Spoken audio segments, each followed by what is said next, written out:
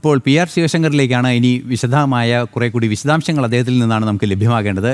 പറഞ്ഞ ഒരു ആശങ്ക എന്ന് പറയുന്നത് കോൺഗ്രസിന്റെ ഭാഗത്തു നിന്നായാലും ഇടതുപക്ഷത്തിന്റെ ഭാഗത്തു നിന്നായാലും തീർച്ചയായും BJPയുടെ ഭാഗത്തു നിന്നും കൃത്യമായി പദ്ധതിക്ക് അനുകൂലമായൊരു നിലപാടാണ്. അതൊരു ഗ്രീൻ പ്രൊജക്റ്റ് ആകണം എന്നാണ് പൊതുവെയുള്ളൊരു അഭിപ്രായം രാഷ്ട്രീയ കക്ഷികളുടേത്. പക്ഷേ മറ്റൊരു പ്രധാന വിഷയം സമരസമിതി മുന്നോട്ട് വയ്ക്കുന്നത് എന്ത് അനിവാര്യതയാണ്, ഇതിനെ പ്രയോറിറ്റൈസ് ചെയ്യുന്നതിൻ്റെ യുക്തി എന്താണ്?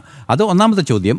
ആ ചോദ്യത്തിന് മാത്രമല്ല മറ്റു മറുപടികൾ ലഭ്യമാകേണ്ടത് പഠനങ്ങൾ, വിശാലമായ പഠനങ്ങൾ ഇതിനു വേണ്ടി അനിവാര്യമാണ്. ഇന്ത്യയിൽ അത്തരത്തിൽ പഠനങ്ങളില്ലാതെ ഇത്തരത്തിൽ ബൃഹത് പദ്ധതി സാധ്യമാകുന്ന ഒരു ഭരണഘടനാ സംവിധാനമാണോ ഇന്ത്യയിൽ നിലനിൽക്കുന്നത്? എന്താണ് BJP ആ ആരോപണത്തെ അല്ലെങ്കിൽ ആ ഒരു നിലപാടിനെ എങ്ങനെയാണ് BJP കൈകാര്യം ചെയ്യാൻ ഉദ്ദേശിക്കുന്നത്, അല്ലെങ്കിൽ അത് മനസ്സിലുള്ളത്? പ്രധാനപ്പെട്ട ഒരു ചോദ്യം ഈ സമരസമിതിയുടെ ഭാഗത്തുനിന്നുണ്ടായത് ഈ ഹൈ സ്പീഡ് റെയിൽവേ അനിവാര്യമാണോ എന്ന ചോദ്യമാണ്.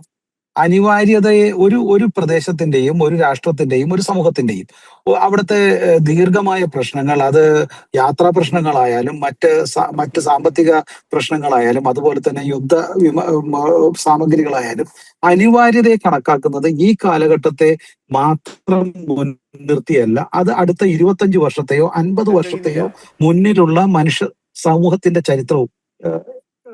കേൾക്കാമോ? എന്നെ പറഞ്ഞോളൂ. ശരി.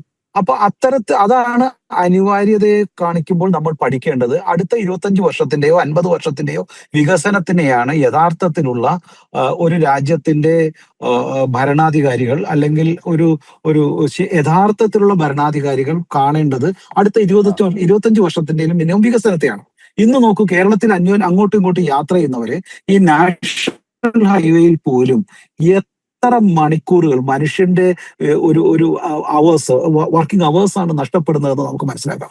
അപ്പൊ ലോകത്തെമ്പാടും ഹൈവേകൾ ഇന്ന് അത്രയേറെ വാഹന കുരുക്കിൽപ്പെടുന്നു. ഒരു ദീർഘദൂര യാത്രയ്ക്ക്, ഇത്തരം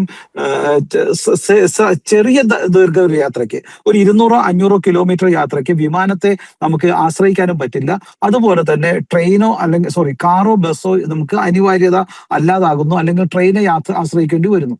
ഇത് കണക്കിലെടുത്ത് വേണം നമ്മളുടെ അടുത്ത 25 വർഷത്തെ വികസനവും നമ്മളുടെ റോട്ടിലുള്ള ഈ വാഹനങ്ങളുടെ പെരുപ്പവും അതുപോലെ തന്നെ യാത്രാ ക്ലേശവും മനസ്സിലാക്കിയിട്ട് ഈ റെയിൽ വേണമോ വേണ്ടത് മനസ്സിലാക്കുക. അദ്ദേഹം പറയുന്നത് ഈ ഒരൊറ്റ റെയിൽ കൊണ്ട് കേരളത്തിന്റെ യാത്രാ പദ്ധതി അല്ലെങ്കിൽ പ്രശ്നം പരിഹരിക്കില്ല. അത് ശരിയാണ്. കൊല്ലത്ത് നിന്ന് കൊട്ടാരക്കരയ്ക്കും അദ്ദേഹം പറഞ്ഞ പോലെ ഇടുക്കിയിൽ നിന്ന് എറണാകുളത്തേക്കും അല്ലെങ്കിൽ അങ്കമാലിക്കും വരാനുള്ള യാത്രാ ദൂരവും കൂടി അടുത്ത ഘട്ടത്തിൽ മറ്റു രീതിയിലും കൂടി പരിഗണിക്കുകയും അതിന്റെ യാത്രാ വേഗത കൂട്ടുന്ന ചെറിയ സെമി സ്പെയിൽ റെയിലോ അല്ലെങ്കിൽ ഹൈവേകളോ വരിക കൂടി വന്നാലേ കേരളത്തിന്റെ ഇന്നത്തെ പ്രശ്നങ്ങൾക്ക് പരിഹാരമാകുകയുള്ളൂ.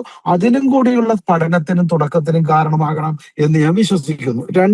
അദ്ദേഹം പറഞ്ഞത് പാരിസ്ഥിതിക ഒരു പ്രവർത്തനത്തിന്റെയും പഠനത്തിന്റെയും കുറവുകളാണ്. നമ്മൾ നോക്കൂ, ഈ ഇന്ത്യയിൽ ഒട്ടാകെ ഏത് കാലഘട്ടത്തിലും ഇത്തരത്തിലുള്ള വികസന പദ്ധതികൾ വരുമ്പോൾ നിരന്തരമായി പാരിസ്ഥിതിക പേര് പറഞ്ഞുകൊണ്ടാണ് വികസന വിരോധികൾ, ഡൂംഡേ പ്രെഡിക്ടേഴ്സ് ഇത്തരം കാര്യങ്ങൾ എതിർത്തിട്ടുള്ളത്. ഇത് കൊങ്കൺ റെയിൽവേയുടെ കാര്യത്തിൽ എത്രത്തോളം ശക്തമായിരുന്നുവെന്ന് കഴിഞ്ഞ കാലഘട്ടത്തിലേക്ക് പഠനങ്ങൾ അല്ലെങ്കിൽ ചരിത്രവും പത്രപ്രവർത്തനത്തിലുള്ള ആളുകൾക്ക് മനസ്സിലായിട്ടുണ്ടാവും. എന്തിന് നർമ്മദ വാലി പ്രവർത്തനത്തെ കുറിച്ചിട്ട് എത്ര ശക്തമായ പ്രതിപ്രവർത്തനവും എതിർപ്പുമാണ് ഉണ്ടായിരുന്നത്. എന്തിന് ഇപ്പോൾ തമിഴ്നാട്ടിൽ പ്രവർത്തിച്ചിരിക്കുന്ന ഒരു ആറ്റമിക് ഇലക്ട്രിക് സെക്ടർ, മറ്റേ കൂടംകുളം പദ്ധതി, അതിനെതിരെ എത്രത്തോളം ശക്തമായ എതിർപ്പുകളാണ് ഉണ്ടായിരുന്നത്. ഇന്ന് നർമ്മദ വാലി നിർത്താൻ പറ്റുമോ? 3 സംസ്ഥാനങ്ങളിലുള്ള വലിയ അഗ്രികൾച്ചർ ഡെവലപ്മെന്റ് നർമ്മദ ഒരു നദിയേക്കാൾ കൂടുതൽ, ഒരു മഹാനദിയേക്കാൾ കൂടുതൽ അഗ്രികൾച്ചർ ലാൻഡിനെ ഫെർട്ടിലൈസ് ചെയ്യുന്ന ഒരു പദ്ധതിയായി മാറിയിരിക്കുന്നു. അപ്പൊ ഇത്തരത്തിലുള്ള വികസനങ്ങൾ രാജ്യത്ത് ഉണ്ടാകുമ്പോൾ ഇത്തരം സംശയങ്ങളുള്ള ആളുകൾ, അവരുടെ പുറകിൽ ചിലപ്പോൾ വിദേശ ശക്തികളാകാം, ഇന്ത്യ വളരരുതെന്നും അല്ലെങ്കിൽ കേരളം വളരരുത് എന്നുമുള്ള ശക്തികളും ഉണ്ടാകാം. VS അച്യുതാനന്ദൻ തന്നെ അത് പറഞ്ഞിട്ടുണ്ട് പല കാരണത്തിലും. മൻമോഹൻ സിംഗും ആ കാര്യങ്ങൾ പറഞ്ഞിട്ടുണ്ട്.